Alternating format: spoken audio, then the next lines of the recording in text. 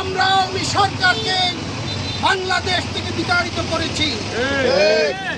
আমরা নতুন করে কোনো পেশিবাদের জন্ম আর বাংলাদেশ হোক তা আমরা মানব না।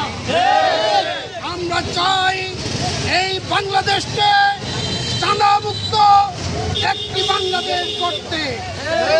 এই সেনবাগ এবং সোনাইমুড়ি আসনে আমরা চাই চাঁদামুক্ত একটি সোনাইমুড়ি জাতিকে উপহার দেওয়ার জন্য। এবং এই সেনবাগ এবং সোনাইমুড়িতে কোন রকমের চাঁদাবাজি টেন্ডারবাজি আমরা হতে দেব না।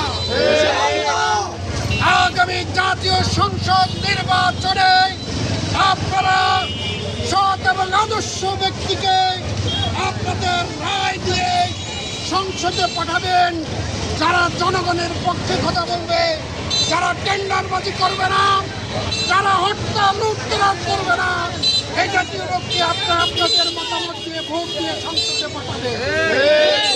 সংগ্রামী ভাইয়েরা, এমন প্রতিনিধি বানাবেন যারা তুমুরের মতো হবে, সারাদিন রাজ্যের কাজ করবে, রাতের অন্ধকারে গিয়ে মানুষের দুঃখ দুর্দশা কান পেতে শুনবে, এরকম জনপ্রতিনিধি আপনারা বানাবেন।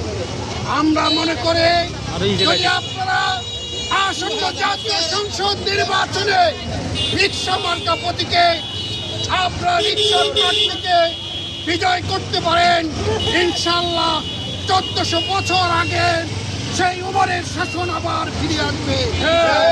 আমরা সেই আশা এবং সেই প্রত্যাশা রেখে আমার বক্তব্য এখানে শেষ করছি।